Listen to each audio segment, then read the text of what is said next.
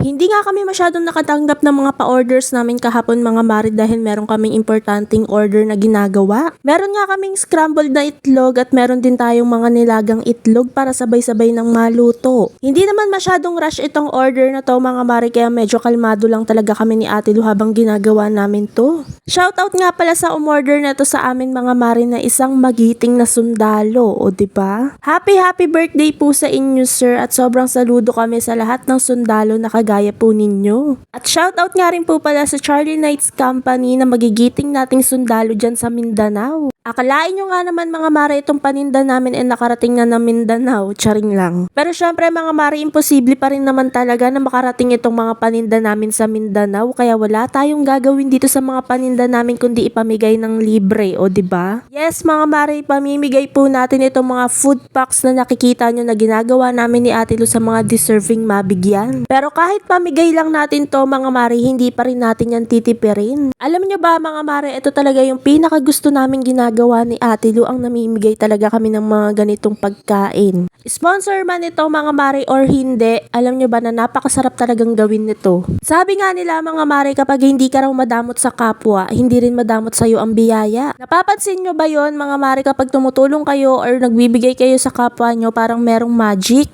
Yung tipong pag gumagawa ka talaga ng mabuti sa kapwa mo mga mare, parang bumabalik sa'yo ng doble o triple pa nga minsan. Kasi alam nyo mga mare, kapag ikaw ay nagbibigay, hindi lang yung taong tinulungan nyo yung sumasaya. Pati ikaw na rin sa sarili mo mga mare, napakagaan at napakasarap sa pakiramdam. Hindi mo na kailangan maghintay pa ng kahit na anong kapalit mga mare kasi yung mga simpleng pasasalamat lang nila abay napakasaya na ng puso mo. Madalas talaga kasi mga mare kapag lumalabas kami ni Ate Lu, itong pagkain talaga ang isa sa hinihingi sa amin. Iniisip namin palagi mga mare na paano kung hindi namin sila nabigyan nung gabing yun, nakatulog kaya sila na may laman ng sikmura nila? Nakukonsensya kami ni Ate Lu in a way na danas kasi namin ni Ate Lu ang matulog ng walang laman ng sikmura at umiiyak na lang sa gutom. Yun talaga yung mga araw na ayaw na namin balikan ni Ate Lu mga mare kaya ganito na lang kami kung magsumikap. Kung kami ni Ate Lu mga mare kayang-kaya pa namin gumawa ng paraan para makakain ng masarap. Pero yung mga kagaya nila mga mare, pangit mang pakinggan pero kailangan pa nilang kumalkal ng basura para lang makakain. Maswerte pa rin tayo mga mare kaya wag tayo puro reklamo sa buhay. Sila nga mga mare nakukuha pa rin ngumiti kahit sobrang hirap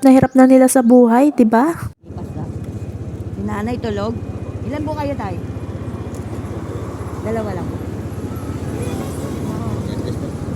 Ingat po. Ingat din po kayo.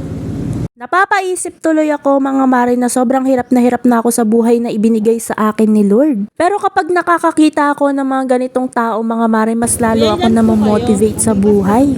Ilan po kayo? Dalawa lang po. Good.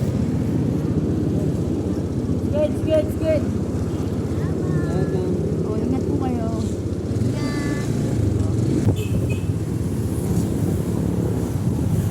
Kuya.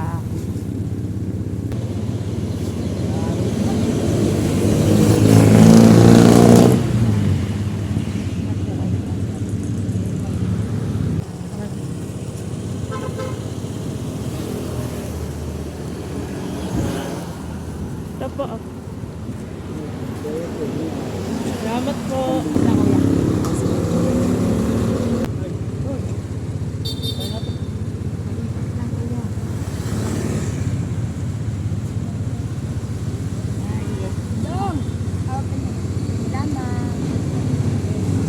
Tulog pa Sige po na, gisingin niyo po. Bigyan po natin. Palipas ko sa kuya. Sama pa kayo. Kaya kung feeling nyo mga mare minsan na panghihinaan na kayo ng loob, parang ayaw nyo na, sobrang dami nyo ng problema. Hirap na kayo, parang gusto nyo nang sumuko sa buhay. Palagi nyong tatandaan mga mare na kung nahihirapan kayo ngayon, meron pang mas hirap kesa sa inyo ngayon. Pero ayan sila mga mare, kung nakikita nyo, lumalaban pa rin. Alam ko naman na iba-iba tayo ng estado sa buhay mga mare, pero isa lang ang masasabi ko, hindi ka bibigyan ni Lord ng isang pagsubok sa buhay kung hindi mo kaya, o diba? At syempre, huwag niyong kakalimutan i-follow yung official FB page namin ni Ate Lu. Yun lang.